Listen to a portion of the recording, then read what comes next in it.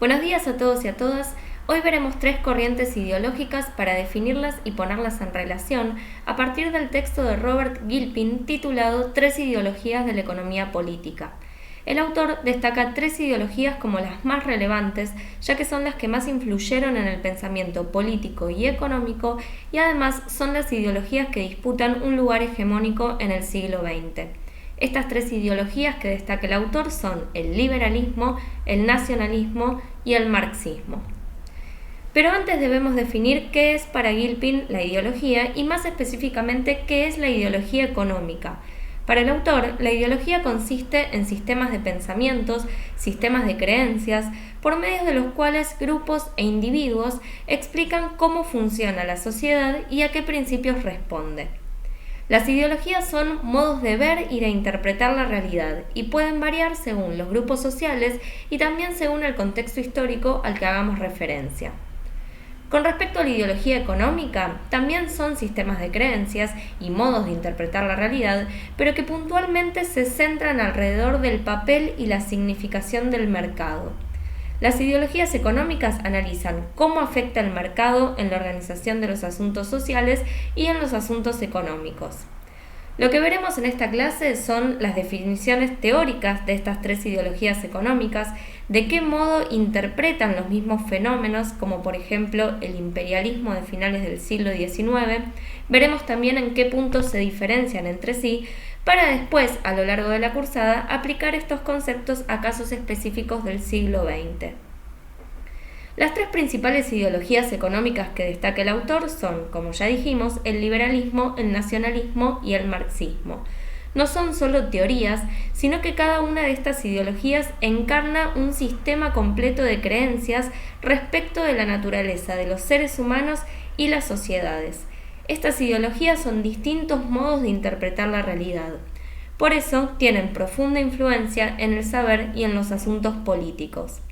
El liberalismo, el nacionalismo y el marxismo se diferencian en varios puntos. Nosotros veremos algunos.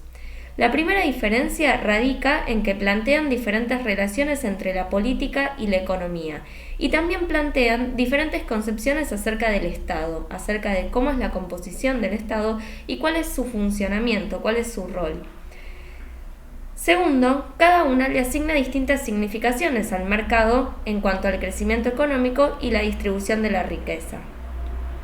Una tercera diferencia se centra en cuál debería ser el papel de los mercados en la organización de la sociedad y también en cuál es el efecto del mercado en los asuntos de la guerra y la paz. Pero principalmente se diferencian por las variantes en la concepción de las relaciones entre la sociedad, el Estado y el mercado. Estos son los ejes que guiarán la explicación de cada una de las ideologías que plantea Gilpin. Comenzaremos definiendo el liberalismo, que es la teoría clásica, incluida dentro de la economía ortodoxa, y definiendo también el contexto en el que surge y se afianza, esto es, durante el iluminismo en el siglo XVIII y en oposición a la teoría mercantilista. El liberalismo es la ideología que surge durante el iluminismo, a partir de los escritos de Adam Smith, y el iluminismo, a su vez, fue la corriente de pensamiento que tomó fuerza en Europa a mediados del siglo XVIII.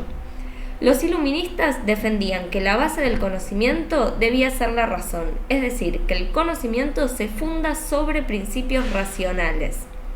En este contexto, el liberalismo se presenta como una reacción al mercantilismo.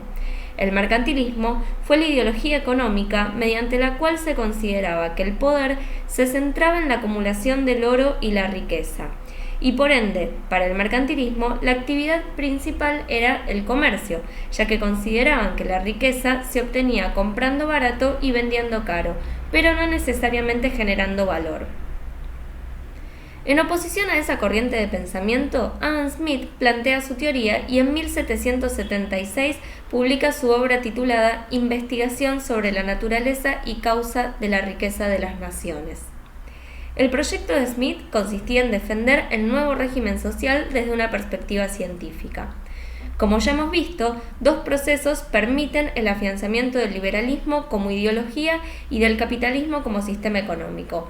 Uno es el proceso de industrialización inglesa desde el punto de vista económico y el otro es la Revolución Francesa desde el punto de vista político a finales del siglo XVIII en Europa. A partir de estos dos acontecimientos cobra fuerza la defensa de la libertad individual tanto desde lo económico como desde lo jurídico. Todos los hombres deben ser libres e iguales ante la ley y es el individuo y su interés personal el que motoriza el crecimiento económico. Una vez aclarado el contexto, vamos a ver ahora cuáles son las principales características de esta perspectiva. Para el liberalismo, la economía y la política existen como esferas separadas. Esto quiere decir que la política no debería intervenir en los mercados, ya que esa separación entre política y economía garantiza la eficiencia, el crecimiento y también la libre elección del consumidor. Esto es así porque, para el liberalismo, el mercado es el medio más eficaz para organizar las relaciones económicas, tanto internas como internacionales, ya que el mercado surge espontáneamente con el fin de satisfacer las necesidades humanas y también evoluciona naturalmente. Lo mismo sucede con los mecanismos de precios, que también evolucionan naturalmente como el mercado, generando que cualquier cambio en los precios produzca modificaciones en los esquemas de producción y de consumo. El mecanismo de precios responde a las leyes de oferta y demanda, al libre juego entre la oferta y la demanda. Retomaremos esta cuestión en breve. Resumiendo, los principales valores para esta ideología son el libre mercado, la mínima intervención del Estado y la igualdad y la libertad individuales. Los actores principales para el liberalismo son el consumidor individual y la firma o la empresa que constituyen la base de la sociedad. El objetivo primordial de la actividad económica consiste en beneficiar a los consumidores y lo que garantiza la variedad de bienes y servicios al alcance de esos consumidores es justamente el comercio libre y el mercado abierto. Para el liberalismo, los individuos se comportan racionalmente, actuando sobre la base del cálculo costo-beneficio. Esto quiere decir que los individuos buscarán que los costos asociados a un beneficio se equiparen, que lleguen a un equilibrio.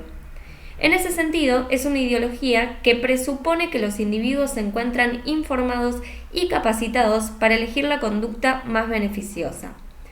Los individuos persiguen sus intereses en un mundo de escasez y recursos restringidos, y en ese sentido, cada decisión implica un determinado costo. En esa racionalidad se fundan las leyes económicas que según el liberalismo gobiernan el mercado, como por ejemplo la ley de la demanda. La ley de la demanda establece que la gente comprará más de una mercancía si su precio relativo baja y menos si su precio relativo sube. La ley de la demanda también establece que la gente tenderá a comprar más cuando sus ingresos aumentan y menos cuando sus ingresos bajan. Según el liberalismo, la economía de mercado tiende por sí sola hacia el equilibrio y la estabilidad, sin necesidad de que el Estado intervenga, ya que si un factor externo, como por ejemplo el cambio de gusto del consumidor o el cambio de la tecnología productiva, precipita el desequilibrio, el mecanismo de precios puede llevarlo a un nuevo estado de equilibrio. Esta tendencia al equilibrio y la estabilidad se da porque en la economía, a diferencia de la política, la competencia es armónica, ya que todos los individuos persiguen los mismos intereses, según el liberalismo. El hecho de que cada individuo persiga su interés personal conduce a una mayor eficiencia, al eventual crecimiento económico y, por lo tanto, incrementa el bienestar social.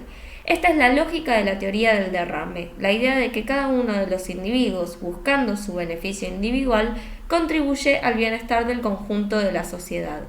Sobre esta teoría se fundan las principales críticas que las otras ideologías que veremos le hacen al liberalismo. Teniendo en cuenta esta lógica, al ser armónica la competencia, el liberalismo no considera que exista algún vínculo causal entre el avance del capitalismo y el imperialismo de finales del siglo XIX o la Primera Guerra Mundial. Nosotros hemos visto con Hobsbawm otra postura, y es importante tenerlo en cuenta para no perder de vista que nos estamos refiriendo a modos de interpretar la realidad. Hobsbawm sí encuentra vínculos directos entre la competencia de los estados europeos industrializados y el imperialismo de finales del siglo XIX. Para Hobsbawm, a partir del proceso imperial de fines del siglo XIX, comienza un fenómeno que caracteriza a todas las guerras modernas, que es la fusión de la economía y la política. Por ejemplo, la Primera Guerra Mundial tiene como una de sus causas las intenciones de Alemania de disputarle a Gran Bretaña su lugar en el mercado mundial. Para el liberalismo, en cambio, la economía es progresiva, mientras que la política es regresiva. La política, según el liberalismo, tiende a dividir a los pueblos y es el fundamento de los enfrentamientos bélicos, mientras que la economía tiende a unirlos. El comercio y el intercambio económico son fuente de relaciones pacíficas entre las naciones. En ese sentido, el liberalismo se enfoca en la división internacional del trabajo y los intercambios y relaciones que son consecuencia de ella. El problema que destaca Gilpin en este punto con respecto al liberalismo es que si bien la sociedad en su conjunto puede volverse más rica, no así los individuos que se verán recompensados en términos de su productividad marginal y su contribución relativa al producto social total. Es decir, que aunque todos se enriquezcan en términos absolutos, las ganancias relativas serían diferentes. Este problema en la distribución de la riqueza dio origen a ideologías críticas hacia el liberalismo, como el nacionalismo y el marxismo. Pasemos ahora a la segunda ideología de la economía política que trabaja el autor, en este caso el nacionalismo, para ver sus principales características y qué puntos de divergencia, qué puntos se contradicen con lo que veníamos viendo de la teoría liberal. Por empezar, para el nacionalismo, deberíamos establecer cuál es el origen. Lo que va a decir el autor es que surge a partir de la tendencia de los mercados a concentrar la riqueza, a concentrar el poder y a establecer relaciones de dependencia entre las economías fuertes y las débiles. En ese contexto de estados fuertes que generan dependencia con respecto a estados débiles, que los dominan fundamentalmente económicamente, el nacionalismo emerge como una respuesta a ese proceso. Por eso, los orígenes del nacionalismo van a ser defensivos. Lo que van a plantear estos autores, los autores del nacionalismo, es que el Estado es el que debe regir el funcionamiento social. Por lo tanto, existe una primacía de la política sobre la economía. Nosotros veníamos viendo que en la ideología liberal, economía y política eran dos esferas idealmente separadas. Para el nacionalismo existe una primacía de la política sobre la economía. Esto es decir, que la esfera política está por encima y que además la política debe ser la que subordine a la economía y la que establezca el funcionamiento de esta. Por lo tanto, el Estado está, para el nacionalismo, por encima del mercado, es el que rige el funcionamiento del mercado, es el que interviene en el funcionamiento del mercado y es el que establece las reglas para el funcionamiento de ese mercado. El mercado debe estar subordinado a los intereses del Estado y los factores políticos determinan las relaciones económicas. Entonces, el objetivo del Estado es el establecimiento de la seguridad nacional y de un poder militar. La seguridad nacional va a estar basada en esta idea de la necesidad de obtención de riqueza y poder para poder fortalecerse como Estado y para no depender de esa relación económica internacional que termine debilitándolo, que termine de alguna manera influyendo en el funcionamiento del mercado interno. Para Gilpin existen dos tipos de nacionalismo, la corriente que él llama de nacionalismo benigno. Este es el nacionalismo que mencionaba hace un rato, este es el nacionalismo que mencionaba como nacionalismo defensivo y que tiene como objetivo salvaguardar los intereses de la nación, tiene como objetivo el fortalecimiento del Estado, la concentración del poder en torno a la figura estatal y el resistir de alguna manera a la competencia con los otros estados. Por el otro lado tenemos las líneas del nacionalismo maligno, que son las líneas de un nacionalismo más vinculado con la idea del Estado-nación por encima, que requiere además de la expansión imperial basada en la competencia entre estados. El nacionalismo maligno es un nacionalismo ofensivo y es un nacionalismo que ocupa espacios de poder. Es un nacionalismo que concibe a la nación, que concibe al Estado-nación por encima del resto de los estados y en ese sentido, en la competencia entre estados, ocupa vacíos de poder. La riqueza y el poder para el nacionalismo no son dos esferas separadas, sino que todo lo contrario, son dos procesos complementarios. No se puede tener riqueza sin tener poder y no se puede tener poder sin tener riqueza. Por eso, el autor menciona esta idea de que el nacionalismo muchas veces está asociado también con ese propio mercantilismo, con la acumulación de riquezas. Dentro de las teorías nacionalistas engloba al proteccionismo, al mercantilismo, como mencionaba recién, menciona también a la escuela alemana, menciona lo que va a ser la lógica del estatismo, muchas concepciones distintas pero que tienen en común esta idea de la primacía del Estado y de la regulación del funcionamiento social a partir de la política. Como decíamos, riqueza y poder entonces son dos instrumentos complementarios y los fines últimos de la política, el objetivo de la política nacional tiene que ser la obtención de la riqueza y del poder. Entonces, el objetivo del Estado en el nacionalismo es generar procesos de industrialización. La industrialización es la que permite la autosuficiencia, es la que permite la reducción de los niveles de dependencia. Para el nacionalismo, a diferencia de lo que veíamos en el Estado liberal, la lucha es entre Estados y esta lucha entre Estados indefectiblemente lleva a relaciones internacionales que no son pacíficas. No existe la lógica de una relación internacional armoniosa, de cooperación, como veíamos en el caso del liberalismo, sino que las relaciones de comercio internacional son naturalmente conflictivas, tienden al conflicto porque justamente la riqueza y el poder son dos instrumentos que se obtienen a partir de la pérdida de riqueza y de poder por parte de otro Estado. Entonces, siempre existe una lógica de contrapesos en el sistema internacional que hace que la riqueza y el poder que yo obtengo como Estado, lo obtengo a partir de que otro Estado lo pierde. En ese sentido, si bien comparten la idea de que existen las relaciones de cooperación y que permiten el beneficio mutuo, sobre todo relaciones comerciales de mutuo beneficio, el nacionalismo se inclina más por la lógica de una competencia entre Estados, una lucha entre Estados, una relación entre Estados permanentemente conflictiva. Y en este sentido, una lógica de la desconfianza. La cooperación internacional siempre está teñida por este nivel de desconfianza que tienen los Estados entre sí. Gilpin lo que va a sostener es la necesidad de obtener una riqueza relativa, es decir, obtener riqueza y obtener poder a partir de que otro Estado los pierda. Las relaciones internacionales son entonces conflictivas. Este punto vamos a ver que lo tienen en común el nacionalismo y el marxismo. Y el objetivo del nacionalismo, como decíamos recién, es la industrialización. Eso es lo que permite concentrar aún más la riqueza y el poder y eso es lo que permite disminuir la dependencia. La industrialización, va a decir Gilpin, tiene efectos de desborde sobre el conjunto de la sociedad, por esto va a ser uno de los objetivos fundamentales del Estado. Conduce al desarrollo general de la sociedad. En el caso del liberalismo nosotros veíamos que lo que conducía al desarrollo del conjunto de la sociedad era el individuo maximizador del beneficio. El individuo en búsqueda de su máximo beneficio moviliza al conjunto social. Para el nacionalismo es la industrialización la que genera ese efecto de desborde y de bienestar general. En segundo lugar, la industrialización también está asociada con la autosuficiencia económica y la autonomía política, lo que mencionábamos recién, y la industrialización es la base del poder militar. En este sentido, vamos a ver que muchos modelos nacionalistas sostienen la importancia del desarrollo de las industrias pesadas, de las industrias de base, y en ese sentido, particularmente la industria armamentística, asociada con esta idea del poder militar.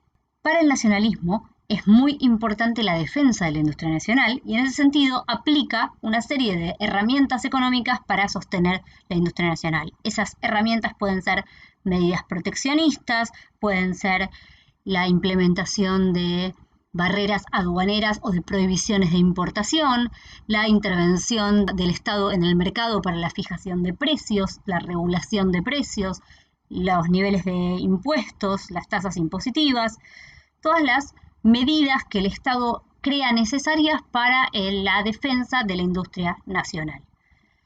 Por último, el nacionalismo sostiene esta idea de que las relaciones de comercio internacional son conflictivas, como decíamos hace un rato, y que hay un advenimiento de la competitividad de las políticas.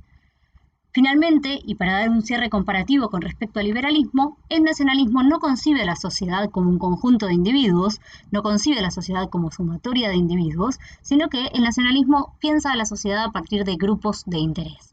En ese sentido, vamos a ver que hay algunas corrientes que también llaman a esto una teoría de corporaciones. Piensan a la sociedad como muchos grupos de interés dinámicos que compiten entre sí, lo que hacen es buscar cada uno su propio interés, el desarrollo de las máximas capacidades productivas, pero la sociedad no está vista desde la lógica nacionalista como una sumatoria de individuos, sino que lo que importan dentro del nacionalismo son las corporaciones. Esas corporaciones pueden ser las empresas, esas corporaciones pueden ser los sindicatos, incluso podemos pensar en los partidos políticos. Esa es la forma de entender la sociedad por parte de la teoría nacionalista. Finalmente, tenemos la última de las ideologías de la economía política que desarrolla el autor, que es el marxismo. El marxismo surge también por esta lógica de la problemática de la distribución de la riqueza, que veíamos que también da origen al nacionalismo, y la competencia entre estados, el proceso de concentración que lleva a que estados fuertes dominen estados débiles, y particularmente en el caso del marxismo también va a surgir como una respuesta a las problemáticas de la distribución al interior de la propia sociedad, esto es decir, la distribución económica del ingreso al interior de las clases sociales. Por empezar, el Estado para el marxismo va a tener una función totalmente distinta de lo que nosotros veníamos viendo.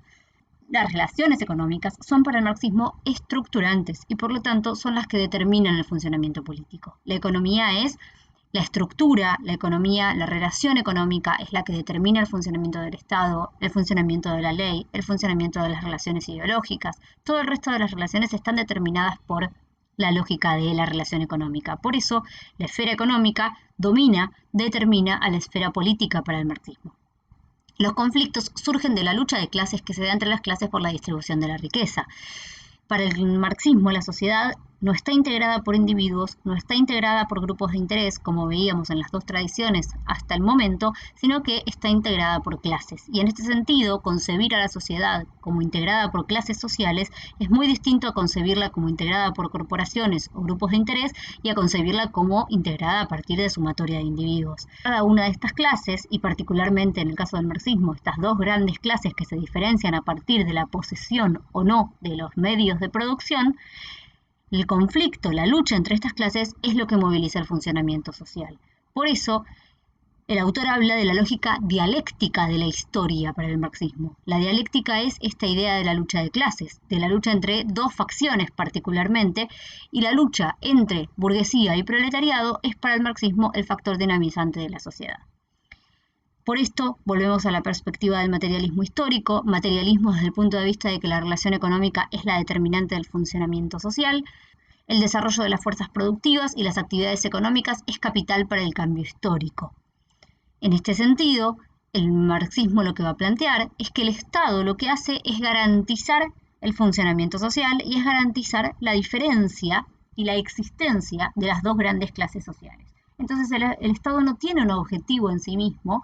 Por eso vamos a ver que es deseable, que es algo que a futuro para el marxismo va a suceder, que es la constitución de un Estado distinto, de un Estado social, e incluso podríamos pensar en una fase superior la eliminación del Estado, en el momento en el que el Estado deja de ser un órgano necesario para el funcionamiento social.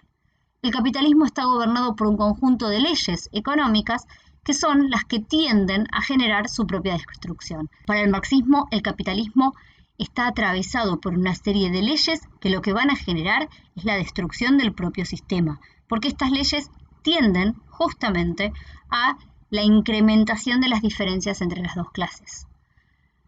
No solo eso, sino que atentan contra el propio desarrollo económico de la burguesía. La primera ley es la ley de desproporcionalidad. Lo que dice el marxismo es que hay una tendencia a producir en exceso determinadas mercancías y una tendencia, por el otro lado, a que se sucedan depresiones periódicas y fluctuaciones económicas permanentes. Entonces, la ley de desproporcionalidad lo que plantea es que el funcionamiento del capitalismo es cíclico, el capitalismo permanentemente se ajusta a partir de momentos de expansión y momentos de contracción y nos encontramos con momentos, con fases económicas en las cuales se produce más de lo que el mercado está dispuesto a consumir. Se produce más incluso que lo que el mercado puede consumir y en este sentido nos encontramos con problemas de sobreoferta. La desproporcionalidad entonces es una desproporcionalidad en términos de bienes y también es una desproporcionalidad en términos de oferta y demanda. Por el otro lado, la segunda ley del capitalismo es la ley de concentración de capital. Hay una tendencia a medida que el capitalismo avanza a la concentración de capital en ciertas ramas, en ciertas empresas, en ciertos sectores productivos. La competencia obliga a los capitalistas a incrementar su eficiencia y su inversión de capital, y eso lleva a alianzas, a estrategias de unificación empresarial que terminan en una creciente concentración y el empobrecimiento de la mayoría. La concentración de capital tiene como objetivo la maximización de la eficiencia, tiene como objetivo la implementación de nuevos sistemas productivos, pero eso lo que termina haciendo es eliminando la competencia tan necesaria para Adam Smith para un buen funcionamiento económico. Entonces, si no hay competencia, los precios, por ejemplo, no terminan siendo fijados por la oferta y demanda, sino que terminan siendo fijados por estos sectores monopólicos, donde no hay justamente una lógica de competencia. La tercera ley que el marxismo sostiene que atraviesa al capitalismo es la tendencia a la caída de la tasa de beneficio. Lo que dice Marx es que a medida que avance el capitalismo, el beneficio que la clase burguesa pueda obtener, que los empresarios puedan obtener del proceso productivo, va a tender a ser cada vez menor.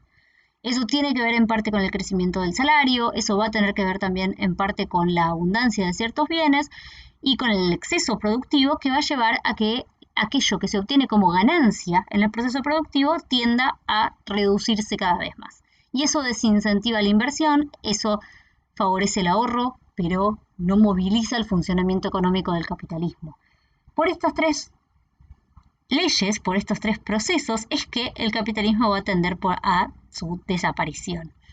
Lo que vamos a ver además es cómo Gilpin suma a esta idea la cuarta ley, que es la ley que va a plantear Lenin. Lenin lo que va a decir es que no solo hay una tendencia a la desproporcionalidad, una concentración del capital y una caída de la tasa del beneficio, sino que también la propia competencia capitalista lleva indefectiblemente a la lucha entre estados.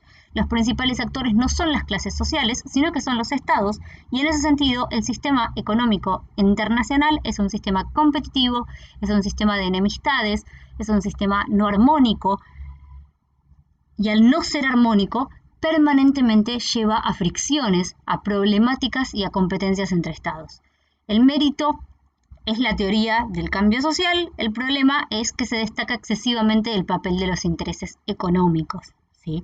Lo que va a decir Lenin es justamente que es esa competencia entre estados la que indefectiblemente lleva al imperialismo, a la necesidad de la anexión de nuevos territorios y de conquista de nuevos territorios, y es ese imperialismo el que indefectiblemente lleva a los procesos bélicos. Entonces, el fin del capitalismo no va a estar dado, según Lenin, por aquello que decía Marx, es decir, no va a estar dado por la lucha entre las clases sociales en sí, no va a estar dado por la competencia entre burguesía y proletariado, sino que va a estar dado por la competencia entre estados. Esos estados tienden a la guerra y esa guerra es la que va a terminar desarticulando el sistema económico internacional. Hay para el autor tres grandes retos que el capitalismo va a tener que afrontar a futuro y en este sentido que estas tres ideologías van a tratar de responder, que es qué pasa con el crecimiento desigual, qué sucede con este proceso de crecimiento desigual, por eso veíamos también que emergen estas dos teorías, nacionalismo y marxismo, cuáles son las consecuencias políticas y militares del mercado mundial, la competencia, y cómo se puede pensar una convivencia entre un estado de bienestar o un estado más tendiente a la intervención en el mercado y este propio mercado mundial. El marxismo entonces lo que va a sostener es que la sociedad está integrada por clases sociales y que son estas clases las que compiten entre sí. No solo no existe la lógica del beneficio social general, sino que además los intereses de cada una de estas clases son absolutamente contrapuestos y antagónicos. Por lo tanto, no puede existir esta lógica del beneficio social en su conjunto. Hasta aquí las tres teorías, lo que plantea Gilpin sobre las ideologías de la economía política. Espero que se haya entendido y nos encontramos en la próxima.